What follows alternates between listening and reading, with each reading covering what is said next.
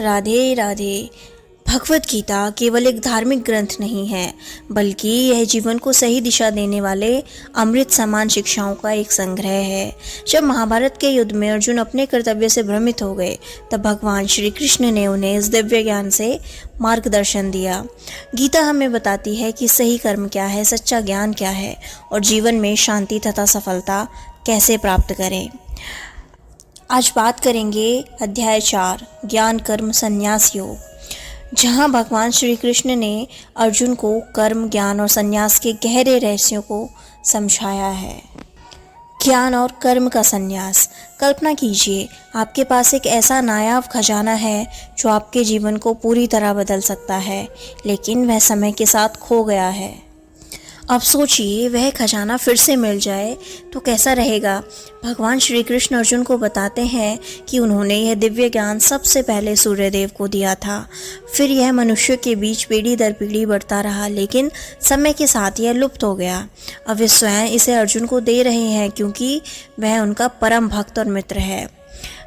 आइए पहले जानते हैं कि आखिर भगवान का अवतार होता क्यों है, उनके अवतार का उद्देश्य क्या होता है। भगवान श्री कृष्ण गीता के अध्याय 4 श्लोक 7 से 8 में बताते हैं, यदा यदा हि धर्मस्य ग्लानिर्भवति भारत अभ्युत्थानम् अधर्मस्य तदात्मानं सृजाम्यहम् परित्राणाय साधूनां विनाशाय च दुष्कृतां धर्म संस्थापनार्थं संभवामि युगे युगे। अर्थात जब जब धर्म की हानि होती है और अधर्म बढ़ता है, तब मैं स्वयं अवतरित होता हूँ। सज्जनों की रक्षा, दुष्टों के विनाश और धर्म की पुनः स्थापना के लिए मैं हर युग में जन्म लेता हूँ। भगवान के अवतार के और क्या क्या कारण हो सकते हैं। भगवान जब अवतरित होते हैं, तब धरती पर पाप और अधर्म बढ़ जाता है। सज्जन, संत और भक्तजन पीड़ित होते हैं। मानवता अपने सही मार्ग से भटक जाती है। धर्म की रक्षा और पुनर्स्थापना आवश्यक हो जाती है। यह ठीक वैसा ही है जैसे अगर कोई राजा अपने राज्य के नागरिकों को अत्याचार से बचाने के लिए कोई विशेष कदम उठाए। अगर कोई शिक्षक देखे कि कक्षा में अनुशासन खत्म हो गया है, तो वह खुद आकर कक्षा को सुधारता है। भगवान भी जब संसार में संतुलन बिगड़ता हुआ देखते हैं, तो वे स्वयं अवतरित होकर इसे सुधारते हैं। भगवान के अवतारों के उदाहरण लेते हैं। भगवान विष्णु के दशावतारों में से कई अवतारों का उद्देश्य इसी सिद्धांत को स्पष्ट करता है। जैसे नरसिंह अवतार, जब असुर राजा हिरण्यकशिपु ने पूरे संसार में आतंक मचा रखा था और भक्त प्रहलाद पर अत्याचार कर रहा था, तब भगवान विष्णु ने आधे सिंह और आधे मानव रूप में अवतार लेकर उसे नष्ट किया। जब धर्म को मानने वाले कमज़ोर पड़ जाते हैं, तो भगवान उनकी रक्षा करने स्वयं आते हैं। राम अवतार, जब रावण जैसे अत्याचारी ने पूरी दुनिया में अधर्म फैला दिया था, तब भगवान विष्णु ने श्री राम के रूप में जन्म लिया और अधर्म का नाश किया। न्याय, मर्यादा और सत्य की रक्षा के लिए भगवान को स्वयं आना पड़ता है। कृष्ण अवतार, जब कंस ने मथुरा में आतंक फैला दिया, जब दुर्योधन जैसे अधर्मी पांडवों पर अत्याचार कर रहे थे, तब भगवान श्री कृष्ण ने जन्म लिया और धर्म युद्ध के माध्यम से अधर्म का नाश किया। कभी कभी बुराई को खत्म करने के लिए युद्ध भी आवश्यक हो जाता है। कल्कि अवतार, जो कि अब आने वाला है, जब कलयुग में अधर्म अपने चरम सीमा पर पहुंच जाएगा, तब भगवान विष्णु कल्कि के रूप में प्रकट होंगे और दुनिया में पुनः धर्म की स्थापना करेंगे। सत्य और धर्म की रक्षा के लिए भगवान अंततः फिर से आएंगे। भगवान श्री कृष्ण ने गीता में बताया कि उनका अवतार लेने का उद्देश्य 3 मुख्य प्रमुख कार्यों को पूरा करता है। पहला, परित्राणाय साधूनां, मतलब सज्जनों की रक्षा। जब सच्चे और धर्मपरायण लोग अत्याचार से पीड़ित होते हैं, तो भगवान उनकी रक्षा के लिए अवश्य आते हैं। उदाहरण के लिए, जैसे एक माता अपने बच्चे को बचाने के लिए किसी भी हद तक जा सकती है, वैसे ही भगवान अपने भक्तों की रक्षा के लिए स्वयं अवतरित तक हो जाते हैं। दूसरा है विनाशाय च दुष्कृताम, दुष्टों का नाश करना। जब दुष्ट, अत्याचारी और अधर्मी लोग धर्म का अनादर करते हैं, तो भगवान उन्हें समाप्त कर देते हैं। जैसे अगर शरीर में कोई गंभीर बीमारी हो जाए तो उसे ख़त्म करना ही सही समाधान होता है, वैसे ही भगवान बुराई को जड़ से समाप्त कर देते हैं। तीसरा है धर्म संस्थापनार्थ, धर्म की पुनः स्थापना। जब धर्म का पतन होता है और लोग सत्य के मार्ग से भटक जाते हैं, तब भगवान आकर उन्हें सही राह दिखाते हैं। जैसे जब एक गाड़ी अपने रास्ते से भटकने लगती है तो ड्राइवर उसे सही दिशा में ले जाने की कोशिश करता है, वैसे ही भगवान भी इस समाज को धर्म के मार्ग पर पुनः ले जाने के लिए स्वयं आते हैं। क्या भगवान सिर्फ तभी अवतरित हुए थे या आज के युग में भी अवतरित होते हैं? श्री कृष्ण कहते हैं कि वे हर युग में धर्म की रक्षा के लिए अवतरित होते हैं। कभी वे किसी संत, गुरु या महान आत्मा के रूप में आते हैं, कभी वे अच्छाई के रूप में हमारे भीतर प्रकट हो जाते हैं, कभी वे किसी प्रेरणादायक विचार के रूप में आते हैं, और जब वह धर्म बहुत ज़्यादा बढ़ जाता है तब वे अपने दिव्य रूप में प्रकट हो जाते हैं। स्वामी विवेकानंद, महात्मा गांधी, संत तुलसीदास, गुरु नानक जैसे महान लोग भी भगवान के उद्देश्य को पूरा करने के लिए ही आए थे, अर्थात उन्हीं का एक भेजा हुआ रूप था। जब भी कोई व्यक्ति दूसरों की भलाई के लिए कार्य करता है तो वह भगवान के ही किसी रूप को अपनाता है, अर्थात भगवान का अवतार तब होता है जब अधर्म बढ़ जाता है और धर्म कमज़ोर पड़ जाता है, सज्जन और भक्तजन संकट में होते हैं, समाज अपने मार्ग से भटक जाता है।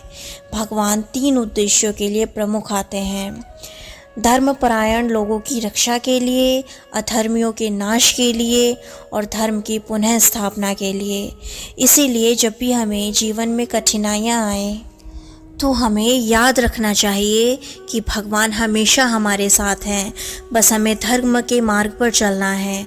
जो धर्म के मार्ग पर चलता है भगवान उसी के साथ सदैव होते हैं। इस अध्याय में भगवान ने बात की है ज्ञान और कर्म के संबंध की।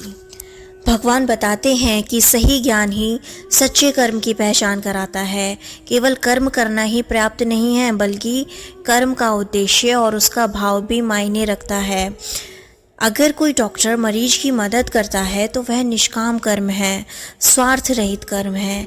लेकिन अगर कोई डॉक्टर सिर्फ पैसे के लिए इलाज करता है और मरीज के बारे में ज़रा भी नहीं सोचता तो वह पल की इच्छा से किया हुआ कर्म है। श्री कृष्ण कहते हैं कि जिस कर्म में ज्ञान का प्रकाश होता है वही हमें मोक्ष की ओर ले जाता है। कर्म संन्यास का सही अर्थ। संन्यास का मतलब सिर्फ कर्मों को त्याग देना नहीं है, बल्कि स्वार्थ और फल की आसक्ति को त्यागना होता है।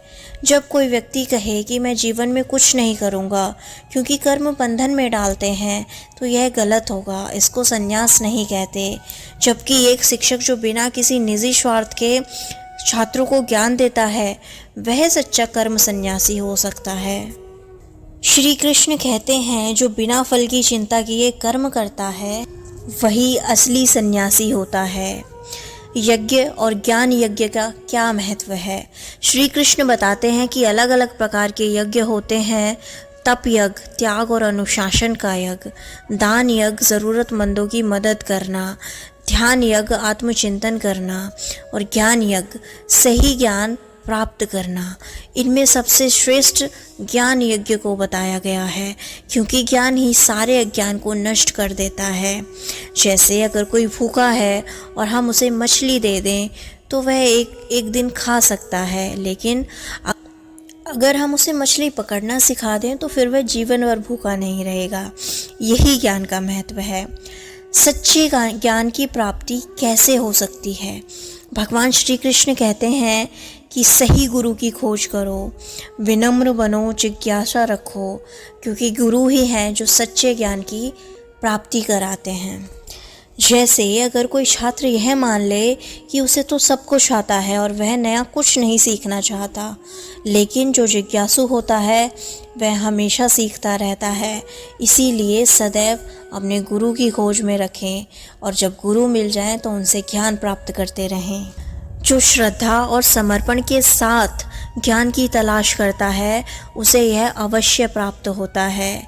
ज्ञान प्राप्त करने के बाद जीवन कैसे बदल जाता है। भगवान श्री कृष्ण बताते हैं कि जब कोई व्यक्ति सच्चा ज्ञान प्राप्त कर लेता है तो वह मोक्ष और अज्ञान से मुक्त हो जाता है। वह सभी जीवों में एकता देखता है, उसे कर्मों का बंधन कभी बांध नहीं सकता। एक बार की बात है, एक साधु थे जिन्हें सोने और मिट्टी में कोई अंतर ही नहीं दिखता था। क्यों? क्योंकि वो दोनों को एक समान मानते थे। यह उनके ज्ञान के कारण था। जिसे सच्चा ज्ञान हो जाता है उसे चीज़ों में अंतर दिखाई नहीं देता, अर्थात वह कभी भेदभाव नहीं करता। अर्थात अध्याय 4 हमें क्या सिखाना चाहता है? भगवान श्री कृष्ण का अवतरण क्यों होता है, कब होता है, ये हमने सीखा। भगवान श्री कृष्ण तब अवतरित होते हैं जब अधर्म बढ़ जाता है। कर्म और ज्ञान का गहरा संबंध होता है। बिना ज्ञान के किया गया कर्म हमेशा व्यर्थ होता है। संन्यास का सच्चा अर्थ क्या है? फल की आसक्ति को त्यागना, ना कि कर्म को ही त्याग देना। ज्ञान सबसे बड़ा यज्ञ है क्योंकि यह अज्ञान को समाप्त कर सकता है। सच्चे गुरु से ज्ञान प्राप्त करके ही जीवन का उद्देश्य समझा जा सकता है। ज्ञान प्राप्त करने के बाद व्यक्ति हर चीज़ में समानता देखता है और जीवन से मुक्त हो जाता है। अर्थात ज्ञान ही असली शक्ति है और जो इसे समझ लेता है वह जीवन में कभी हारता नहीं है।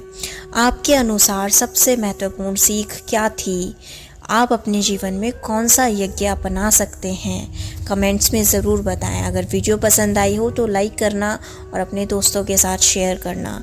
इस चैनल को सब्सक्राइब कर दें ताकि ऐसे ही प्रेरणादायक वीडियोस आप तक पहुंचते रहें। राधे राधे।